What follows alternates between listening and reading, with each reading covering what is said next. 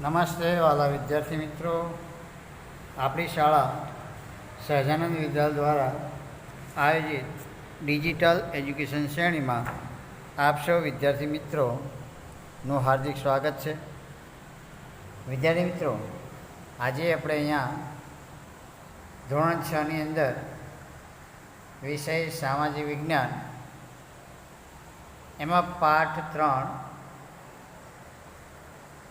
પ્રાચીન નગરો અને ગ્રંથો. તો વિદ્યાર્થી મિત્રો, આપણે આ પાઠની અગાઉના તાસમાં ચર્ચા કરી હતી. તો આગળ અભ્યાસ કરતાં પહેલાં ગયા તાસની અંદર જે આપણે અભ્યાસ કર્યો એના વિશે થોડી ચર્ચા કરી લઈએ. તો જે પાઠ હતા પ્રાચીન નગરો અને ગ્રંથો, તેમાં ગયા તાસની અંદર આપણે જે રહે કે આપણી જે પ્રાચીન જે સંસ્કૃતિ છે, તો આપણે સંસ્કૃત સભ્યતાના શબ્દો સાંભળ્યા હશે. તો સંસ્કૃતિ એ મનુષ્યની રહેણીકરણી સાથે સંકળાયેલી હોય, એટલે કે આપણી સંસ્કૃતિ એ કોની સાથે સંકળાયેલી છે? તો એ રહેણીકરણી સાથે સંકળાયેલી છે. જ્યાં સભ્યતા એ માનવીની પોતાની બુદ્ધિ શક્તિ, આવડત, કલા કૌશલ્યથી જીવનની એક વિશિષ્ટ અવસ્થાનું સર્જન કરે છે. તો આ સંસ્કૃતિના જે વિકાસ કહીએ અથવા આ સભ્ય દર્શન ક્યાં થયા, કયા વિશ્વની કયા દેશોમાં થયા જોવા મળે? તો ઇજિપ્ત, મેસોપોટેમિયા, ભારત, ચીન અને રોમમાં આ સભ્ય દર્શન આપણે થયા જોવા મળે છે. તો ભારતની અંદર 1921માં હડપ્પામાંથી આ સભ્યતાના સૌપ્રથમ અવશેષો મળી આવ્યા છે. અને આ જે સંસ્કૃતિ કહીએ એ સૌથી જૂની સંસ્કૃતિ કહેવામાં આવે છે. તો ભારતમાં કયા ભાગમાંથી આ સભ્યતાના અવશેષો પ્રાપ્ત થયા છે? તો હડપ્પા, મોહેંજો-દડો, લોથલ, ધોળાવીરા, કાલીમંગા અને રાખીગઢી. પછી એના નગરરચના વિશે આપણે જોયું. પછી હડપ્પીય સભ્યતા નગરોની જે વિશેષતા હતી એ જોઈ, બરાબર. એના મકાનો કેવા આકારના હતા એ પણ જોયું. જે સ્નાનાગાર મળી આવ્યું ખોદકામ દરમિયાન, અને સ્નાનાગારની રચના કેવી એ પણ આપણે જોયું. એ પછી લોથલ, તો હડપ્પા ક્યાં આવેલું છે? તો હડપ્પા એ મોન્ટગોમરી જિલ્લાના પાકિસ્તાનમાં આવેલું છે. રાવી નદીના એમ કે 12 જેટલા અન્ન ભંડારોમાં, જ્યારે લોથલ એ ગુજરાતની અંદર અને ભારતનું પ્રાચીન બંદર માનવામાં છે, જ્યાંથી દેશ વિદેશમાં પ્રાચીન સમયમાં દરિયાઈ મારફતે વેપાર એટલે માલ સામાન હેરફેર થતી હતી. એટલે એક બંદર અને વિકસિત શહેર પણ હતું. એ પછી આપણે ધોળાવીરા વિશે પણ ચર્ચા કરી. એનું નગર આયોજન 3 ભાગમાં વહેંચ્યું છે: કિલ્લો, સિટાડલ, બીજું છે ઉપલાનગર અને નીચલું નગર. તો આ બધી આપણે ગયા તાસની અંદર ચર્ચા કરી હતી. તો હવે આપણે અહીંયા આજે આ પાઠની આપણે આગળ ચર્ચા કરવાની છે. તો ચાલો વિદ્યાર્થી, આપણે આ પાઠની આપણે આગળ ચર્ચા કરીશું. તો અહીંયા આપણને પ્રથમ તાસની આગળ આપણે અગાઉ ચર્ચા કરી. અહીંયા આપણે આ જે તાસ બીજો છે એના વિશે ચર્ચા કરીએ. તો હડપ્પીય સભ્યતાનું આર્થિક જીવન, એ હડપ્પીય સભ્યતાનું આર્થિક જીવન કેવું છે એના વિશે આપણે તો પહેલાં વ્યવસાય જોઈએ. તો સિંધુ ખીણ સભ્યતાના લોકો કયા વ્યવસાય કરતા એવો પણ તમને પ્રશ્ન પૂછાય. તો ખેતી, પશુપાલન, વેપાર, હુન્નર ઉદ્યોગ જેવા વ્યવસાયો સાથે જોડાયેલા હતા. ખેલાયો પ્રશ્ન તમને પૂછાય કે હડપ્પીય સભ્યતાના લોકો કયો વ્યવસાય કરતા હતા? તો ખેતી, પશુપાલન, વેપાર અને હુન્નર ઉદ્યોગ.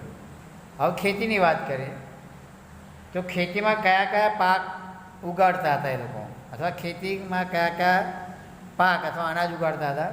તો ઘઉં, જવ, વટાણા, તલ, સરસવ વગેરે પાકોની ખેતી કરતા હતા.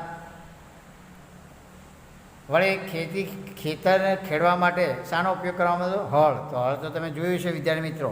તમે અત્યારે ગામડામાં જાઓ, જો કે અત્યારે બહુ ઓછો ઉપયોગ થાય છે, પણ પહેલાંના સમયે જે બળદ સાથે એક લાંબુ એવું, જે તમે કદાચ કૃષ્ણ ભગવાનના જે ભાઈ, બરાબર, બળદેવ, એ બળદેવના હાથમાં હંમેશા તમે એવું જ હથિયાર જોયેલું છે જે આપણે હળ જેવું હોય છે એને હળ કહેવાય છે, બરાબર. તો પહેલાંના સમયમાં ખેડૂતો આ હળ દ્વારા જમીનને પોચી કરતા હતા. એટલે લાકડાનું મોટું લાકડું હોય ને એની નીચે અણીદાર લોખંડની ખીલો મારેલો હોય એના રીતે ખેડ કરવામાં આવતી. એટલે કે ખેતીમાં જમીન ખેડવા માટે હળનો ઉપયોગ કરવામાં આવતો હતો. પશુપાલનની વાત કરીએ તો પશુપાલનની આપણે એ સમયની વાત કરીએ તો ગાય, ભેંસ, બકરી અને ખૂંદવાળા બળદ તેઓ પાળતા હતા. હવે વેપારની વાત કરીએ તો વેપારની અંદર આંતરિક અને આંતરરાષ્ટ્રીય વેપાર કરતા. એટલે કે જે વેપારીઓ હતા એ આંતરિક એટલે દેશની અંદર પણ વેપાર કરતા અને આંતરરાષ્ટ્રીય એટલે કે બહારના દેશ સાથે પણ આપણા દેશના વેપારીઓ જોડાયેલા હતા. જે આપણે આગળ પણ જોઈએ કે લોથલ છે કે બીજા ઘણા બધા એવા બંદરો હતા, ભરૂચ છે, તેવા બંદરોથી દેશ વિદેશ સાથે વેપાર સાથે જોડાયેલા હતા. અને એક આપણું આખું સાહસ હતું. અહીંનું સુતરાઉ એટલે કે ભારતનું સુતરાઉ કાપડ છે મેસોપોટેમિયા અને તેના માધ્યમથી ઇજિપ્ત સુધી પહોંચ્યું. એટલે કે આપણું જે સુતરાઉ કાપડ હતું ભારતનું એટલું એ સમયે વખણાતું હતું કે દેશ વિદેશમાં પણ આ કાપડની સારી માંગ હતી. એટલે કે કયા દેશમાં એને વધારે તો મેસોપોટેમિયામાં થઈ અને તેના માધ્યમથી ઇજિપ્ત સુધી પહોંચતું હતું. હવે અન્ય વ્યવસાયોની વાત કરીએ તો એમાં માટીકામ, જે કુંભાર કામ કહીએ આપણે ત્યાં, ધાતુકામ એટલે ધાતુના વાસણો કે વગેરે બધા હથિયાર બનાવવા માટે, પછી મણકા બનાવવાની કલા, શિલ્પકલા વગેરે એ સમયના વ્યવસાયો હતા. અને આ દ્વારા લોકો પોતાની રોજીરોટી કમાતા હતા અને વેપાર ધંધો કરતા હતા. હવે જોઈએ હડપ્પીય સભ્યતાનું સમાજ જીવન કેવું હતું. તમને ટૂંકનાની અંદર પણ પૂછાય કે હડપ્પીય સભ્યતાનું સમાજ જીવન જણાવો. તો સિંધુ ખીણ સભ્યતાના લોકોનો મુખ્ય વ્યવસાય શું હતો? ખેતી અને પશુપાલન.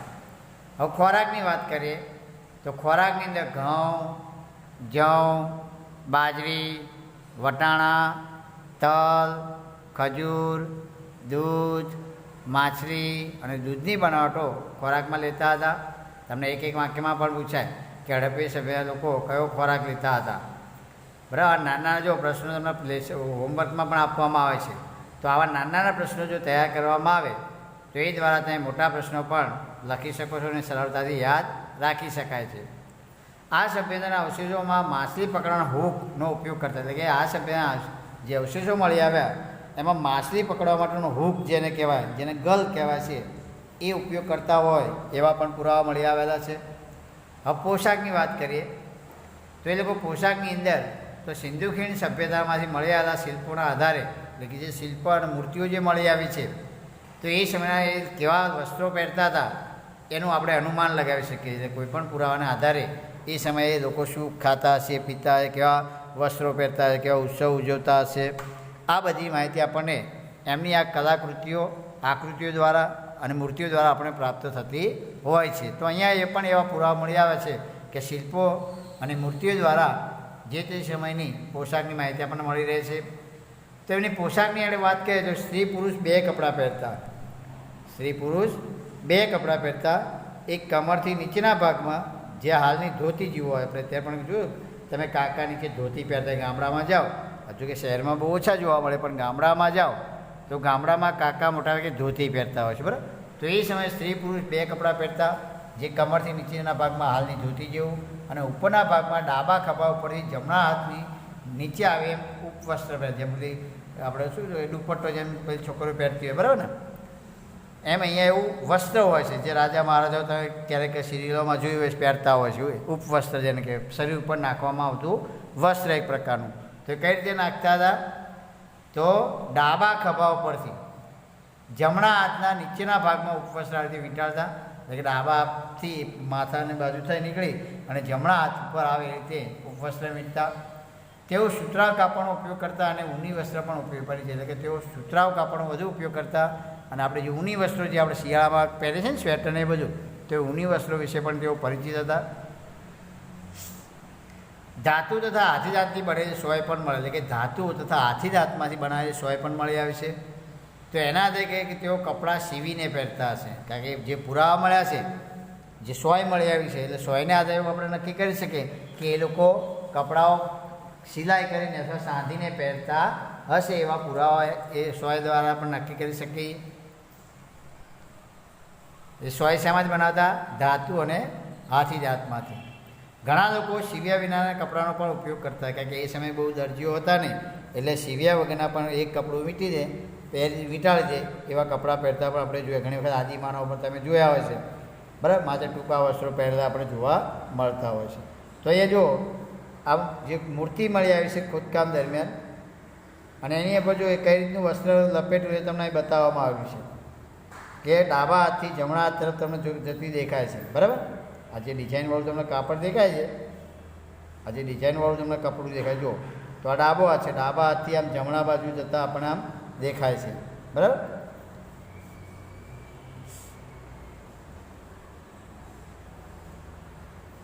તો અહીંયા આ મોહેંજો-દડોમાં મળેલી વસ્ત્ર પરિધાન કરેલી પથ્થરની આ મૂર્તિ છે. તો એના દ્વારા પણ આપણે એ સમયનો પોશાક કેવો પહેરતા હશે એનું આપણે અનુમાન લગાવી શકીએ છીએ. એના પછી જોઈએ આભૂષણો. આભૂષણો એટલે ઘરેણાં પહેલાં આપણે અત્યારે પણ સ્ત્રીઓ પહેરતી હોય છે, આપણે પણ પહેરતા હોઈએ. તો એ સમયે કયા કયા આભૂષણોનો ઉપયોગ કરતા હતા? તો કંઠહાર એટલે ગળામાં પહેરવામાં આવતો જે હાર છે એને કંઠહાર કહે છે. હાથમાં વીંટી જે કે મોટાભાગે આપણા હાથમાં પણ પહેરેલી હોય છે. કાંડામાં કડા, આપણે જો તમે સ્ટીલના એવા કડા પહેરેલા જો, ઘણા ભરવાડ લોકોના હાથમાં મોટા મોટા જાડા કડા આપણને જોવા મળતા હોય છે, બરાબર. તો આપણે પણ સ્ટીલના કેવા પાતળા એવા કડા પહેરતા ઘણા બધાને જોયા હશે, બરાબર. તો સ્ત્રી અને પુરુષ બંને પહેરતા. સ્ત્રીઓ બંગડીઓ એટલે કે સ્ત્રીઓ શું શું પહેરતા? તો સ્ત્રીઓ બંગડીઓ, કાનમાં કુંડળ, કંદોરો, ઝાંઝર વગેરે આભૂષણો એ સમયે પહેરતી હતી. તો આભૂષણો શામાંથી બનાવવામાં આવતા એ સમયે? જોકે અત્યારે પણ આપણે સોના અને ચાંદીમાંથી અને કિંમતી પથ્થરોમાં જ બનાવવામાં આવતા. તો અત્યારે પણ આપણે હાથમાંથી જ બનાવીએ, સોના, ચાંદી અને કિંમતી પથ્થરોના ઘરેણાં આપણે બનાવતા જોયા. તો એ સમયે પણ સોના, ચાંદી અને કિંમતી પથ્થરોમાંથી ઘરેણાં બનાવવામાં આવતા હતા. ઘણા સમયમાં આપણે ફૂલોથી પહેરેલા કે વિવિધ કોળીઓ છે કે એવા જુદા જુદા જાતના એ લોકો ઘરેણાં પહેરી અને પહેરતા હતા. હવે વાસણોની વાત કરીએ તો સિંધુ ખીણના સભ્યના લોકો માટીના, તાંબાના અને કાંસાના વાસણો બનાવતા હતા. કે એ સમયે કયા શામાંથી કે વાસણો બનાવતા?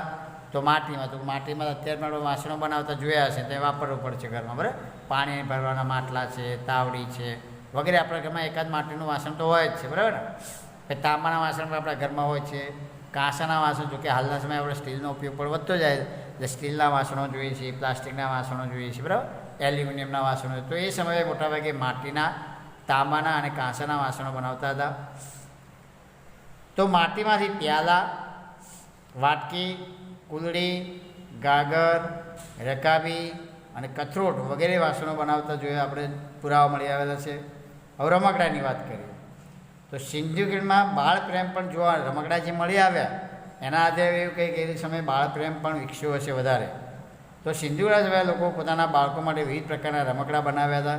જેમ અત્યારે પણ જો બજારમાં રમકડાઓ બાળકો માટે લઈને નીકળતા હોય, કોઈ ફુગ્ગા છે કે જાત જાતના પ્લાસ્ટિકના, માટીમાંથી બનાવેલા આપણે રમકડા જોવા, મેળામાં જાઓ મેળામાં પણ રમકડાઓ તમને જોવા મળતા હોય છે, બરાબર. તો એમ એ સમય પર પોતાના સંતાન માટે જુદા જુદા પ્રકારના લોકો માટીમાંથી કે વિવિધ વસ્તુઓને બનાવતા હતા. તો એ કયા કયા રમકડા આપણે એ સમયે જોવા મળે? તો જ્યાં પંખી આકારની સિસોટીઓ, ઘૂઘરા, ગાડા, લખોટી, પશુ પંખી અને સ્ત્રી પુરુષ આકારના રમકડાનો સમાવેશ કરવામાં આવતો. આ મોટાભાગે એ સમયે માટીમાંથી કે કોઈ લાકડાઓમાંથી વગેરેમાંથી બનાવવામાં આવતા. તો અહીંયા જુઓ તમને રમકડા અહીંયા જોવા મળે છે. અહીંયા રમકડાનું ચિત્ર તમને બતાવવામાં આવ્યું છે, જુઓ, બરાબર. તો અહીંયા જુઓ તમે માટીમાં જ બનાવેલા બળદગાડું છે, એમાં માટલા મૂકેલા દેખાય છે તમને. પછી બળદ ચલાવતો પુરુષ છે, બરાબર. તો આ રીતે જુદા જુદા એ સમયે માટીમાંથી બનાવવામાં રમકડા હતા અને એનાથી બાળકો રમતા હતા. તમે પણ જો ઉદ્યોગનો પીરિયડ હોય ત્યારે તમે આવા જાત જાતના રમકડા માટીમાં જ બનાવતા હશો, બરાબર ને. તો એ સમયે પણ આવા હતા રમકડા. હવે માથું હલાવતા પ્રાણી અને ઝાડ પર ચડતા વાનરની કરામત પણ દર્શાવતા રમકડા આપણને જોવા મળે. માથું હલાવતો પ્રાણી અને ઝાડ પર ચડતા વાનરની પણ કરામત દર્શાવતા રમકડા જોવા મળે છે. હવે જોઈએ ધાર્મિક જીવન અને અંતિમ વિધિ. ધાર્મિક જીવન અને અંતિમ વિધિ. તો હડપ્પીય સભ્યતાના ધાર્મિક જીવન વિશે આપણને મૂર્તિ અને મુદ્રાઓમાંથી માહિતી મળે છે. એટલે કે હડપ્પીય સભ્યતાના ધાર્મિક જીવન વિશે આપણને મૂર્તિ અને મુદ્રાઓમાંથી ઘણી બધી માહિતી મળે છે. મૂર્તિઓમાં માતૃકા દેવીની મૂર્તિઓને ઇતિહાસકારો ધરતીમાં એટલે કે ઇતિહાસકારો કઈ મૂર્તિને ધરતી માતાનું પ્રતીક ગણે છે? તો કઈ મૂર્તિ આવે? માતૃકા દેવી. તમને પ્રશ્ન તો ખાલિયામાં પણ પૂછાય છે. એટલે કે હડપ્પીય સભ્યતાના લોકો ધરતી પૂજા એટલે કે એ સમયે ધરતી માતાની પૂજા એ સવિશેષ માનતા હતા. કેમ કે આપણે ધરતી માતા, આપણે પણ જુઓ ધરતી માતા કહીએ છીએ, બરાબર ને? તો કેમ કે આપણે અન્ન આપે છે, પાણી આપે છે, રહેઠાણ આપે છે, આપણી બધી જ જરૂરિયાત એ ધરતી પરથી આપણને પ્રાપ્ત થાય. જો ધરતી જ ના હોત તો આપણે હોત ખરા? ન હોત. તો એટલા માટે એને આપણે ધરતી માતા કહીએ. જેમ આપણી માતાને ખોળામાં આપણે બેસીએ એમ આપણે બધા ધરતી માતાના ખોળે રમીએ છીએ, આપણે જરૂરિયાતો બધી પૂરી કરીએ પાડે છે, એટલા માટે એને આપણે માતા કહીએ છીએ. ધરતી માતા પર ઉપરાંત વૃક્ષ પૂજા એટલે કે ધરતી માતા સિવાય બીજા કોની પૂજા એ સમયે કરવામાં આવતી હતી? તો વૃક્ષ પૂજા, નાગ દેવતા અને સ્વસ્તિકની પૂજા કરતો. કે જોકે અત્યારે પણ આપણા બધાની પૂજા કરીએ જ છીએ. જે પરંપરાથી આવતી જે સંસ્કૃતિ છે એનો આપણે વિકાસ આજે પણ જોઈએ. આપણે વૃક્ષની પૂજા કરીએ તો આજે કયા વૃક્ષોની આપણે પૂજા કરીએ છીએ? તો એક તો પીપળાના વૃક્ષની પૂજા કરીએ છીએ, વડની પૂજા કરીએ છીએ, બરાબર. પછી તુલસીમાં તિલચના છોડની છે એની પણ આપણે પૂજા કરતા હોય. તો બીજા ઘણા બધા એવા જે વૃક્ષો છે એની આપણે પછી નાગ દેવતા આપણે દર વર્ષે નાગ પાંચમા ત્યારે આપણે એની પૂજા કરતા હોય. પછી સ્વસ્તિક જે સાથીઓ છે એની પણ આપણે પૂજા કરતા હોય છે. તો લોથલ અને કાલીમંગાનમાં અગ્નિ પૂજાના અવશેષો એટલે કે લોથલ અને કાલીમંગાનનું જે સ્થળ છે ત્યાંથી અગ્નિ પૂજાના અવશેષ એટલે કે અગ્નિનો પણ પૂજા કરતા હોય તેવા પણ અવશેષો મળ્યા. આપણે હોલિકા દહન કરીએ છીએ ત્યારે આપણે અગ્નિની પૂજા કરીએ છીએ, બરાબર. આ સિવાય યજ્ઞો પણ કરતા હોય છે જેમાં હવન આપતા હોય છે, બરાબર. તો યજ્ઞની પૂજા પરંપરાગત છે. તો અહીંથી અગ્નિની પૂજાના પણ અવશેષો મળે એટલે કે આ લોકો અગ્નિની પૂજા પણ કરતા હશે. પછી હડપ્પીય સભ્યના લોકો મૃત્યુ પામનાર મનુષ્યને દાટતા હશે અને ઘણી જગ્યાએ અગ્નિ સંસ્કારનો પુરાવો પણ એટલે કે હડપ્પીય સભ્ય લોકો મૃત્યુ પામનારના મનુષ્યને દાટતા હશે અને ઘણી જગ્યાએ અગ્નિ સંસ્કારના પુરાવા પણ એટલે કે અત્યારે હાલના સમયમાં આપણે ઘણી જગ્યાએ જુઓ કે લોકોને દાટતા હોય જમીનની અંદર, બરાબર. દરેક અલગ અલગ જાતિમાં અલગ અલગ રિવાજો હોય છે, બરાબર. તો આપણે જોઈએ ઘણી વખત કબરો જોવા મળે નીચે દાટી દેતા હોય. તો ઘણી જગ્યાએ આપણા કુટુંબમાં જ કોઈ વ્યક્તિ મૃત્યુ પામે તો એને અગ્નિદાહ એટલે કે સળગાવી દેવામાં આવતું હોય છે, બરાબર. તો એને અગ્નિદાહ તો એમ બંને પુરાવા ત્યાંથી મળ્યા છે કે જમીનમાં દાટતા હોય તેવા પણ પુરાવા મળી આવ્યા છે અને મૃત્યુ પછી એને બાળી અગ્નિદાહ આપતા હોય એવા પણ પુરાવા મળ્યા છે. તેઓ મૃતકને દાટતા અને તેની સાથે કેટલીક વસ્તુઓ પણ એટલે કે સમય એવો રિવાજ હતો કે કોઈ વ્યક્તિ મરી ગયો હોય તો એની સાથે એને પ્રિય વસ્તુ હોય તે એની સાથે દાટી દેવામાં આવતી હતી. જોકે અત્યારે પણ આપણે એવું કરીએ, આપણે એવું નથી કે દાટતા પણ શું કરીએ છીએ આપણે 12 દિવસ પૂરા થાય એટલે બ્રાહ્મણને એને જે પ્રિય વસ્તુ હોય દાનમાં આપી દેતા હોય, બરાબર. તો પહેલાંના સમય શું કરતા? એને જમીનમાં એ વસ્તુ એની સાથે દાટી દેવામાં આવતી હતી. જે તેમના મૃત્યુ પછીના જીવનની તેમની કલ્પના બતાવે કે તેમના મૃત્યુ પછી એમ કે આ વ્યક્તિને ત્યાં પ્રાપ્ત થશે એટલા માટે એની સાથે જ એ વસ્તુ દાટવામાં આવશે એવી એમની કલ્પના હતી. હવે જોઈએ લિપિ અને ભાષા. તો સિંધુ ખીણ સભ્યતાના અવશેષોમાંથી મુદ્રાઓ, મુદ્રિકાઓ, તામ્રપત્રિકાઓ મળી આવે છે. એટલે કે સિંધુ ખીણ સભ્યતાના અવશેષોમાંથી મુદ્રાઓ છે, મુદ્રિકાઓ છે અને તામ્રપત્રિકાઓ પણ મળી આવેલી છે. તો આનું આપણે આગળ પહેલા પાઠમાં પણ એનો ચર્ચા કરી ગયા છીએ, બરાબર ને? તામ્રપત્ર કોને કહેવાય, ભોજપત્ર કોને કહેવાય, મુદ્રાલેખ ને મુદ્રાઓ કોને કહેવાય, બરાબર. આ બધા પ્રશ્નો આપણે અગાઉ ચર્ચા કરી ગયા છે. તેમના પર કોઈ વણ ઉકેલાય રહસ્યમય ભાષાઓ લિપિબદ્ધ લખાણ જોઈએ. એટલે કે આ જે મુદ્રિકાઓ છે, મુદ્રાઓ છે, તામ્રપત્રો છે, તો એમાં વણ ઉકેલાય એટલે કે ઉકેલી ન શકાય, વાંચી ન શકાય તેવા રહસ્યમય ભાષામાં તેઓ લિપિ લખાણ લખતા. જો કે આ લખાણો ટૂંકા છે, માત્રાવાળા અક્ષરો અને જોડાક્ષરો કેવા જોવા મળે છે? લખાણો ટૂંકા છે, વળી માત્રાવાળા અક્ષરો અને જોડાક્ષરો આપણને જોવા મળે છે. આ લિપિ ઉકેલવા ઘણા પ્રયત્નો થયા પરંતુ તેમાં હજુ સુધી સફળ એટલે ઘણા બધા જે લેખો છે એનો ઉકેલ હજુ સુધી આપણને પ્રાપ્ત થયો નથી. છતાં પણ ઇતિહાસકારો છે, પુરાતત્વવિદો હજુ પણ ઉકેલવા માટેનો પ્રયત્ન કરી રહ્યા છે. હવે જો ગુજરાતની અંદર ગુજરાતમાં હડપ્પીય સભ્યતાના સ્થળો કયા કયા છે? તો ગુજરાતની આપણે વાત કરીએ તો ગુજરાતમાં અમદાવાદ જિલ્લામાં રંગપુર અને લોથલ, રાજકોટમાં રોજડી જે શ્રીનાથગઢ, ભરૂચ જિલ્લામાં કીમ નદીના કિનારે ભાગા તળાવ વગેરે પ્રદેશમાં હડપ્પીય સભ્યતાની નાની મોટી વસાહતો મળી આવી છે. ગુજરાતમાં અમદાવાદ જિલ્લામાં રંગપુર, પછી લોથલ, રાજકોટ જિલ્લામાં રોજડી જે શ્રીનાથગઢ કહેવાય છે, જ્યારે ભરૂચ જિલ્લામાં કીમ નદીના કિનારે ભાગા તળાવ વગેરે પ્રદેશોમાં હડપ્પીય સભ્યતાની નાની મોટી વસાહતો મળી આવી છે. હવે જોઈએ હડપ્પીય સભ્યતાનો અંત એટલે વિનાશ ક્યારે થયો, કઈ રીતે થયો. તો ઇતિહાસકારો ધરતીકંપ, પૂર, રોગચાળો કે બાહ્ય આક્રમણને કારણે આ સભ્યતાનો અંત થયો એવું માને એટલે કે આ સભ્યતાનો અંત કઈ રીતે થયો કે ભૂકંપ આવવાથી, પૂર આવવાથી કે રોગચાળો કે બાહ્ય આક્રમણોને કારણે આ સભ્યતાનો નાશ કરવામાં આવ્યો એવું માનવામાં આવે છે. હવે જોઈએ આપણા પ્રાચીન ગ્રંથો એમાં આપણે ઋગ્વેદ અને તેનું અધ્યયન. તો આપણે જાણીએ છીએ કે આપણા પ્રાચીન ગ્રંથો કયા કયા છે. તો વેદ આપણા 4 છે: ઋગ્વેદ, યજુર્વેદ, સામવેદ અને અથર્વવેદ. તો આ 4 વેદો છે. એમાં ઋગ્વેદ એ આપણું પ્રાચીન ગ્રંથ છે. ઋગ્વેદ વેદના વેદ કેટલા છે ને કયા કયા એવો પ્રશ્ન પૂછાય છે. એમાં સૌથી પ્રાચીન ગ્રંથ કયો છે? તો ઋગ્વેદ. તો ઋગ્વેદમાં 10 મંડળો અને 1028 પ્રાર્થનાઓ જેને સૂક્ત કહે છે. એટલે કે ઋગ્વેદમાં શું છે? તો 10 મંડળો, 1028 પ્રાર્થનાઓ જેને મૃત સૂક્ત કહે છે. ઋગ્વેદ પ્રાચીન જ્ઞાનનો ભંડાર છે. એટલે ઋગ્વેદમાંથી આપણે બહુ જ ખૂબ જ જાણવા જેવી વસ્તુ મળી રહે છે. ઘણી બધી માહિતી આપણે ઋગ્વેદમાંથી મળે છે, એટલા માટે એને પ્રાચીન જ્ઞાનનો ભંડાર કહે છે. ઋગ્વેદને પ્રાચીન સંસ્કૃત, વૈદિક સંસ્કૃત ભાષામાં લખાયેલ છે. એટલે ઋગ્વેદ કઈ ભાષામાં લખાયેલ છે? તો પ્રાચીન સંસ્કૃત કે વૈદિક સંસ્કૃત ભાષામાં લખાયેલ છે. ઋગ્વેદ દ્વારા આર્યોના રાજકીય, સામાજિક, આર્થિક અને ધાર્મિક જીવનનો પરિચય. એટલે કે ઋગ્વેદ દ્વારા આપણને આર્યોના રાજકીય, સામાજિક, આર્થિક અને ધાર્મિક જીવનનો પરિચય મળે છે.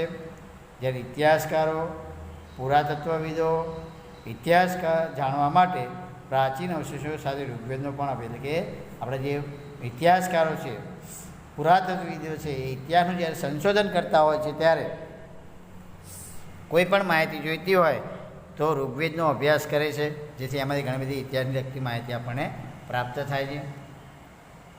તો ઋગ્વેદના કેટલાક સૂત્રો સંવાદ સ્વરૂપમાં પણ છે. ઋગ્વેદમાં પ્રજાકીય જીવનનો ઉલ્લેખ જોવા મળે છે. ઋગ્વેદમાં પ્રજાકીય જીવનના ઉલ્લેખ જોવા મળે છે. ગણ, સભા અને સમિતિ જેવી રાજકીય સંસ્થાની માહિતી પણ ઋગ્વેદમાંથી મળે છે. એટલે ઋગ્વેદ કઈ માહિતી મળે આપણને? ગણ, સભા અને સમિતિ જેવી રાજકીય સંસ્થાઓની માહિતી મળે છે. તો સભા સમિતિની સરખામણીમાં નાની સંસ્થા હતી. એટલે સભા એ શું છે? સમિતિની સરખામણીમાં નાની સંસ્થા છે. અને તેમાં રાજ્યના મુખ્ય આગેવાનો બેસતા. એટલે કે એમાં કોણ બેસતું હતું? તો રાજ્યના જે મુખ્ય આગેવાનો હોય એ બેસતા અને રાજ્યના આગેવાના પ્રશ્નોની ચર્ચા થતી તથા અન્ય ન્યાય પણ અપાતો હતો. હવે જે સમિતિની વિસ્તૃત સંસ્થા હતી જે રાજાની ચૂંટણી કરતી, કે સમિતિ વિસ્તૃત સંસ્થા હતી જે રાજાની પણ ચૂંટણી કરતી. રાજાને મદદ કરવાને સેનાધ્યક્ષ અને પુરોહિતની નિમણૂક. એટલે રાજાને મદદ કરવા શાની નિમણૂક કરવામાં આવતી? તો સેનાધ્યક્ષ, જે સેનાનો નાયક હોય તે, અને પુરોહિત. તો રાજાનું એક કાર્ય ગવેષણા હતું. રાજાનું એક કાર્ય શું હતું? ગવેષણા. તો ગવેષણા એટલે શું? યુદ્ધ. રાજાનું મુખ્ય કાર્ય યુદ્ધ કરવું અને પોતાનું રાજ્ય વિસ્તાર વધારવો. ઋગ્વેદમાં રાવી નદીના કિનારે 10 રાજાઓ વચ્ચે થયેલા યુદ્ધનો ઉલ્લેખ. કે ઋગ્વેદમાં રાવી નદીના કિનારે 10 રાજાઓ એક સાથે લડ્યા હોય તેવા યુદ્ધનો ઉલ્લેખ છે. હવે જોઈએ આર્યોનું સામાજિક જીવન. તો સમાજનું એકમ કુટુંબ હતું. એટલે કે સમાજનું એકમ શું હતું? કુટુંબ હતું. અને પિતૃપ્રધાન અને સંયુક્ત કુટુંબ. એટલે કેવી વ્યવસ્થા હતી? પિતૃપ્રધાન. એટલે કે જે કુટુંબમાં પિતાનું ચાલતું હોય એને પિતૃપ્રધાન કહેવાય. અને સંયુક્ત એટલે બધા ભેગા થઈને રહેતા હોય, બાપાના કાકા બાપા બધા ભેગા રહેતા હોય તો એને સંયુક્ત કુટુંબ કહેવાય. સમાજમાં વર્ણ અને જ્ઞાતિઓમાં વહેંચાણ ન હતો. એટલે કે સમયે જે વર્ણ અને જ્ઞાતિઓમાં વહેંચાણ ન હતો. એટલે સમાજમાં સૌ, એટલે કોઈ નાત જાતના કોઈ ભેદભાવ ન હતા, કે કોઈ વર્ણ ન હતું કે આ બ્રાહ્મણ, ક્ષત્રિય, વૈશ્ય છે, એમ બધા જ સમાન હતા. એમ કે તેથી કોઈ ઊંચ નીચના ભેદભાવ ન હતા. સ્ત્રીઓનું સમાજમાં ઊંચું સ્થાન તથા સ્ત્રી સ્વતંત્ર હતી. એટલે કે સ્ત્રીઓનું સમાજમાં ઊંચું સ્થાન તથા સ્ત્રી સ્વતંત્ર હતી. સ્ત્રીઓને સહધર્મચારણી ગણવા. એટલે કે સ્ત્રીઓને સહધર્મચારણી, એટલે કે પુરુષની સાથે જ રહેનારી ગણવામાં હતી. અને યજ્ઞમાં તેની હાજરી આવે કે યજ્ઞમાં સ્ત્રીનું હાજરી આવશ્યક, એકલો પુરુષ બેસી શકતો ન હતો. કદાચ તમે એવું તમે રામાયણની અંદર જોયો હશે કે જ્યારે રામ યજ્ઞ કરવા બેઠા ત્યારે સીતાને વનમાં મૂક્યા હતા. એટલે ત્યારે ઋષિમુનિઓએ કહ્યું હતું કે સીતા વગર યજ્ઞ શક્ય નથી, એમ કે આથી તેમની સીતા માતાની મૂર્તિ બનાવી અને રામ પોતે યજ્ઞમાં બેઠા હતા. તો આવા છે જે પુરાવા છે આપણને સાબિત કરે છે કે સ્ત્રીનું મહત્ત્વ કેટલું છે. અહીંયા સ્ત્રી વગર યજ્ઞ થઈ શકતો નથી, એમ કે એટલે એને સહચારણી કહી છે. અપાલા, લોપામુદ્રા, ઘોષા જેવી વિદુષી સ્ત્રીઓએ તો ઋગ્વેદની ઋચાઓ પણ, એટલે કે ઋગ્વેદની ઋચાઓ કઈ કઈ સ્ત્રીઓએ રચી હતી? તો અપાલા, લોપામુદ્રા, ઘોષા જેવી વિદુષી સ્ત્રીઓએ પણ ઋગ્વેદની ઋચાઓ પણ રચી હતી. કન્યા પુખ્ત ઉંમરની થાય ત્યારે લગ્ન કરવાના, એટલે પુખ્ત એટલે કે લગ્ન કરવાની ઉંમર. તો પહેલાં 14 વર્ષે લગ્ન કરવામાં આવતા હતા, એ પછી 18 વર્ષના, અત્યારે હાલના સમયમાં આપણે 18 વર્ષ નક્કી કરવામાં આવેલા છે, બરાબર. પણ હજુ પણ એમાં કંઈક સુધારા થઈ શકે છે. તો એટલે કન્યા પુખ્ત વય એટલે ઉંમર, લગ્ન કરવાની ઉંમર થાય, જે કાયદા કાનૂન પ્રમાણે જે નક્કી કરવા એને પુખ્ત વય કહેવાય. ઋગ્વેદમાં ઇન્દ્ર, વરુણ, અગ્નિ, સૂર્ય વગેરેનો ઉલ્લેખ જોવા મળે છે. કે ઋગ્વેદની અંદર ઇન્દ્ર, વરુણ અને અગ્નિ અને સૂર્યના જ્યાં ઈશ્વરનો એમ કે ઉલ્લેખ થયેલો છે. સવારની દેવી ઉષા અને સાંજની દેવી અદિતિનો પણ ઉલ્લેખ, સવારની દેવી ઉષા અને સાંજની દેવી અદિતિનો પણ ઉલ્લેખ થયેલો જોવા મળે છે. ઋગ્વેદમાં ગાય, ઘોડા અને બળદની ચર્ચા પણ ઘણી જગ્યાએ થઈ છે. તો ઋગ્વેદમાં અન્ય પશુઓની સરખામણી ઘોડાને વધુ મહત્ત્વ આપતા, કે ઘોડો શું છે? શક્તિનું પ્રતીક છે, બરાબર. એટલે ઘોડાનો વધુ ઉલ્લેખ થયેલો છે. પશુઓ માટે યુદ્ધ કરવું એટલે કે પશુઓ માટે યુદ્ધ કરવું એ કબીલા જીવનના જીવતા લોકો માટે સામાન્ય હતું. કે પશુઓ માટે પણ યુદ્ધો થયા હોય એવા પણ ઇતિહાસની અંદર બનાવો નોંધાયેલા છે, બરાબર. કેમ? એ સમયે પશુઓને પોતાની સંપત્તિ ગણતા, જેની પાસે પશુ વધારે એ વધારે અમીર ગણાતો હતો. તો કોઈ પણ વ્યક્તિની સંપત્તિ પશુઓની સંખ્યા પર આધાર રાખતી હતી. પશુપાલન સામગ્રી હતું, ખેતી ગૌણ ગણાતી, એટલે કે સમય પશુપાલન મહત્ત્વનો હતો અને ખેતી એ ગૌણ ગણાતી. તો વિદ્યાર્થી મિત્રો, આજનો અભ્યાસ અહીં આપણે પૂર્ણ થાય છે અને પાઠ પણ પૂર્ણ થાય છે. વિદ્યાર્થી મિત્રો, અહીંયા આપણે આજે હોમવર્ક જે આપવામાં આવે છે એમાં તમને અભ્યાસના પ્રશ્નો એટલે સ્વાધ્યાયના પ્રશ્નો પણ લખવાના છે, વત્તા જે વધારાના પ્રશ્નો તમને અહીંયા આપવામાં આવે છે આજનું ગૃહકાર્ય એ પણ લખવાના છે. તો એમાં આપણે 1 થી 8 પ્રશ્નો આપ્યા છે અને બીજું નોટમાં સ્વાધ્યાય પૂર્ણ કરવું. તો ચાલો વિદ્યાર્થી, આ 8 પ્રશ્નો આપણે એક પછી એક ચર્ચા કરીએ. તો જોઈએ, નીચેના પ્રશ્નોના જવાબ લખો. તો પહેલો પ્રશ્ન જે આ પાઠમાં પણ ચર્ચા કરી છે આપણે, હડપ્પીય સભ્યના લોકો કયા કયા વ્યવસાય સાથે કરતા હતા? તો હડપ્પીય સભ્યના લોકો ખેતી, પશુપાલન, વેપાર, પુનરુદ્યોગ જેવા વ્યવસાય કરતા હતા. હડપ્પીય સભ્યના લોકોની ખોરાક જણાવો. હડપ્પીય સભ્યના લોકોનો ખોરાક જણાવો. તો ઘઉં, જવ, બાજરી, વટાણા, તલ, ખજૂર, દૂધ, માછલી, દૂધની બનાવટો વગેરે ખોરાકમાં લેતા હતા. ત્રીજો પ્રશ્ન, હડપ્પીય સભ્યના લોકો કયા કયા આભૂષણો પહેરતા હતા? તો કંઠહાર, હાથમાં વીંટી, કાંડામાં કડા, સ્ત્રી અને પુરુષ બંને પહેરતા. સ્ત્રીઓ બંગડીઓ, કાનમાં કુંડળ, કંદોરો, ઝાંઝર વગેરે આભૂષણો પહેરતા હતા. ચોથો પ્રશ્ન, ઇતિહાસકારો કઈ મૂર્તિઓને ધરતી માતાનું પ્રતીક માનતા હતા?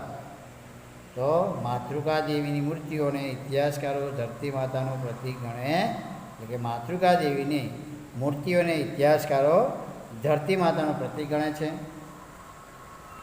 પાંચમો સવાલ, ગુજરાતમાંથી કયા કયા સ્થળેથી હડપ્પીય સંસ્કૃતિના સ્થળો મળી આવ્યા છે? તો ગુજરાતમાં અમદાવાદ જિલ્લામાં રંગપુર અને લોથલ, રાજકોટ જિલ્લામાં રોજડી જે શ્રીનાથગઢ, ભરૂચ જિલ્લામાં કીમ નદીના કિનારે ભાગા તળાવ વગેરે સ્થળેથી હડપ્પીય સંસ્કૃતિના સ્થળો મળી આવે છે. વેદ કેટલા છે ને કયા કયા? તો વેદ 4 છે, ઋગ્વેદ, યજુર્વેદ, સામવેદ અને અથર્વવેદ. સાતમો પ્રશ્ન, પ્રાચીન ગ્રંથ કયો છે? તો ઋગ્વેદ એ આપણો પ્રાચીન ગ્રંથ છે. આઠમો સવાલ, કઈ રાજકીય સંસ્થાઓની માહિતી ઋગ્વેદમાં મળે છે? તો ગણ, સભા અને સમિતિ જેવી રાજકીય સંસ્થાઓની માહિતી આપણે ઋગ્વેદમાંથી મળે છે. તો ચાલો વિદ્યાર્થી મિત્રો, અહીંયા આપણે સ્વાધ્યાયના પ્રશ્નોની પણ આપણે ચર્ચા કરીશું, જે તમારે સારા અક્ષરે નોટમાં લખવાનું છે. અહીંયા આપણે જવાબ સાથે તમને સમજૂતી આપવામાં છે. પહેલો પ્રશ્ન છે, નીચે આપેલા પ્રશ્નો વિકલ્પમાં યોગ્ય વિકલ્પ પસંદ કરીને લખો. બરાબર. તો હવે આપણે એક પછી એક પ્રશ્નો આપણે આગળ જોઈશું. અહીંયા તમારા કુલ 4 પ્રશ્નો છે. જેની પાસે પુસ્તક ના હોય તો આ સ્વાધ્યાયના પ્રશ્નો જોઈ શકે છે, એટલા માટે અહીં મૂકવામાં આવ્યું છે. તો આપણે જોઈએ પહેલો પ્રશ્ન, નીચે આપેલા પ્રશ્નો વિકલ્પમાંથી યોગ્ય વિકલ્પ પસંદ કરીને લખો. પહેલો પ્રશ્ન છે, સિંધુ ખીણ સભ્યતાના અવશેષો સૌપ્રથમ કયા સ્થળે મળી આવ્યા? તેનો જવાબ આવશે હડપ્પા. બીજો પ્રશ્ન, હડપ્પીય સભ્યતાનું ક્રાંતિકારી કૃષિ ક્રાંતિનું મથક કયું નગર હતું? હડપ્પીય સભ્યતાનું કૃષિ ક્રાંતિનું મથક કયું નગર હતું? તો એનો જવાબ છે સી, કાલીબંગાન. અને ત્રીજો વિકલ્પ છે, ઋગ્વેદમાં કેટલા મંડળો છે? તો ઋગ્વેદમાં જે સી વિભાગ છે 10 મંડળો આવે છે. હવે જોઈએ બીજો પ્રશ્ન, ટૂંકમાં ઉત્તર આપો. તો હડપ્પીય સભ્યતાના નગરના રસ્તાઓનો પરિચય આપો. હડપ્પીય સભ્યતાના નગરના રસ્તાઓનો પરિચય આપો. તો હડપ્પીય સભ્યતાના રસ્તાઓ સુવિધાજનક હતા. હડપ્પીય સભ્યતાના શહેરના મુખ્ય 2 માર્ગો હતા. જે હડપ્પીય સભ્યના શહેરના શું હતા? 2 માર્ગો હતા. એમાં ઉત્તરથી દક્ષિણ અને પૂર્વથી પશ્ચિમ. અહીંના મુખ્ય રસ્તાઓ એકબીજા શું હતા? કાટખૂણે મળતા હતા. એટલે કે અહીંના મુખ્ય રસ્તાઓ છે એકબીજા કઈ રીતે મળતા હતા? કાટખૂણે મળતા હતા. તેમને રસ્તાને સમાંતર શેરીઓ પણ રસ્તાઓને કાટખૂણે મળતી, એટલે કે સમાંતર શેરીઓ પણ કઈ રીતે મળતી હતી? કાટખૂણે મળતી હતી. તેમજ રસ્તાને શેરીઓ પણ રસ્તાઓને કાટખૂણે મળતી હતી. પરિણામે સમગ્ર નગર કેવું હતું? ચોરસ અને લંબચોરસ ભાગમાં, એટલે કે મુખ્ય રસ્તાઓ પણ કાટખૂણે મળતા હતા અને એની જે શેરીઓ હતી એ પણ રસ્તાને કાટખૂણે મળતા હતા. એટલે આખું સમગ્ર નગર ચોરસ અને લંબચોરસ ભાગમાં વહેંચાઈ જતું હતું. અહીં જાહેર રસ્તા પર રાત્રિ પ્રકાશ માટેની વ્યવસ્થા પણ, એટલે કે દીવાબત્તીની પણ વ્યવસ્થા હતી. બરાબર. તો આ એમની. હવે જે હડપ્પીય પ્રજાની સર્જન શક્તિ અને કલાકારીગરી રમકડામાં વ્યક્ત, આ વિધાન સમજાવો. પ્રશ્ન 2, હડપ્પીય પ્રજાની સર્જન શક્તિ અને કલાકારીગરી રમકડામાં વ્યક્ત તે વિધાન સમજાવો. તો હડપ્પીય સભ્યના લોકોએ પોતાના બાળકો માટે જે વિવિધ પ્રકારના રમકડા બનાવ્યા, જેવા પંખી આકારની સિસોટીઓ, ઘૂઘરા, ગાડા, લખોટી, પશુ પંખી વગેરે. તો એટલે કે એમાં કલાકારીના દર્શન થાય. જે રમકડા જોવા મળે છે જાત જાતના બધા, બરાબર. તો એ રમકડા આપણે જેવા કે પંખી આકારની સિસોટી, ઘૂઘરા, ગાડા, લખોટી, પશુ,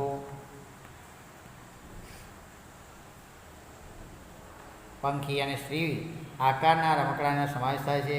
આમ આ પરથી કહી શકાય કે હડપ્પીય પ્રજાની સર્જન શક્તિ અને કલાકારી એમના રમકડામાં વ્યક્ત થાય છે, એમ કહી શકાય. કારણ કે એમને રમકડા જે બનાવવાની રીતો છે એના આધારની કલા શક્તિ આપણે જાણી શકીએ. ત્રીજો પ્રશ્ન, લોથલ વિશે નોંધ લખો. અથવા લોથલની ટૂંક નોંધ લખો, એવો પણ પ્રશ્ન પૂછાય. તો લોથલ એ ગુજરાત રાજ્યના અમદાવાદ જિલ્લામાં ધોળકા તાલુકામાં ભોગાવો નદીના કિનારે આવેલું. કે લોથલ ક્યાં આવ્યું છે? તો ગુજરાત રાજ્યના અમદાવાદ જિલ્લામાં ધોળકા તાલુકામાં ભોગાવો નદીના કિનારે આવેલ છે. અને પ્રાચીન સમયમાં લોથલ એક વેપારી બંદર હતું અને ઔદ્યોગિક નગર પણ હતું. લોથલમાં ઈંટોનું બનેલું એક માળખું મળી આવ્યું છે, તેને આપણે ધક્કો કે જે તમને પાઠમાં પણ ચિત્ર સાથે બતાવવામાં આવ્યું હતું કે લોથલમાં ઈંટોથી બનાવેલું એક માળખું મળી આવ્યું છે, તેને ધક્કો માનવામાં આવે છે. તો એનો ઉપયોગ વાહનોને લંગારીને, એટલે કે ધક્કાનો ઉપયોગ ક્યાંક શા માટે કરવામાં આવતો હતો? તો ત્યાં ઈંટોનો જે બનાવેલો ધક્કો હતો દરિયા કિનારે, ત્યાં વાહનો જે માલ સામાન ભરીને આવે એ ઉતારવા, માલ સામાન ઉતારવા ચડવા માટે આ ધક્કાનો ઉપયોગ કરવામાં આવતો હતો. લોથલમાં વખારોને મણકા બનાવવાની ફેક્ટરી પણ મળે, એટલે કે વખારો એટલે ગોડાઉન, જે માલ સામાન આવે દેશ વિદેશથી તે એને ગોડાઉનમાં મૂકવામાં આવતો અને ત્યાંથી પાછો ઉપર જે લઈ જવાનો હોય, નિકાસ કરવાનો હોય તે ચડાવવામાં ત્યાં રાખવા માટે આવતો હતો. તો વળી મણકા બનાવવાની જે કિંમતી જે મણકાઓ છે એ મણકા બનાવવાની પણ ફેક્ટરી મળી આવી છે. અને તેના પરથી કહી શકાય લોથલ પ્રાચીન સમયનું સમૃદ્ધ નગર હશે એમ કે, અને બંદર પણ હશે. આમ હડપ્પીય સભ્યતાનો આંતરરાષ્ટ્રીય વેપાર એ લોથલના બંદરે થતો. એટલે કે હડપ્પીય સભ્યતાનો આંતરરાષ્ટ્રીય જે વેપાર કહે એ લોથલના બંદર દ્વારા થતો છે એવું માનવામાં આવે છે. હવે ત્રીજો પ્રશ્ન જોઈએ, ખાલી જગ્યા. તો તો કાલીમંગન હાલ ખાલિયા રાજ્યમાં આવેલું છે. તો કાલીમંગન કઈ રાજ્યમાં આવેલું છે? રાજસ્થાન. પછી હડપ્પે સમયમાં મળી આવેલ સ્નાનાગૃહ ખાલિયા નગરમાં આવેલું છે. હડપ્પે સભ્યતામાં જે મળી આવેલ સ્નાનાગૃહ એ ક્યાં આવેલું છે? તો મોહેન્જો-દડો નગરમાં આવેલું છે. ત્રીજું, ધોળાવીરા ખાલિયા જિલ્લામાં મળી આવેલ પુરાતત્વ સ્થળ છે. તો ધોળાવીરા કયા જિલ્લામાં આવેલું છે? કચ્છ જિલ્લામાં. હવે જોઈએ ખરા ખોટા. ચોથો પ્રશ્ન, નીચેના વિધાનો ખરા છે કે ખોટા તે જણાવો. તો મેં ધીમે જોજો, અહીંયા તમને આગળ ખરા ખોટા લખ્યા. આપણે હંમેશા ક્યાં લખવાનું છે? આ પ્રશ્ન લખ્યા પછી પાછળ લખવાનું, બરાબર? તો જુઓ, પહેલું છે હડપ્પે સભ્યતા મિસર સભ્યતાને સમકાલીન માનવામાં આવે છે. તો સાચું. બીજું, ધોળાવીરામાં વરસાદના પાણીની સંગ્રહની વ્યવસ્થા હતી. તો સાચું છે, બરાબર. ત્રીજો, ધોળાવીરા નગરના 2 ભાગમાં વહેંચાયેલ છે. તો એમાં શું આવે? 3 આવે, એટલે ખોટું આવે. પછી ચોથું, વેદ મુખ્યત્વે 7 છે. તો વેદ કેટલા આપણે? 4 છે, એટલે એ વાક્ય પણ શું આવે? ખોટું આવે. તો વિદ્યાર્થી મિત્રો, અહીં આજનો અભ્યાસ આપણે પૂર્ણ થાય છે અને અહીંયા પાઠ પણ પૂર્ણ થાય છે. એટલે સ્વાધ્યાયના પ્રશ્નો વત્તા જે વધારાના આપેલા પ્રશ્નો બધું જ સારા અક્ષરે નોટમાં લખી લેવું.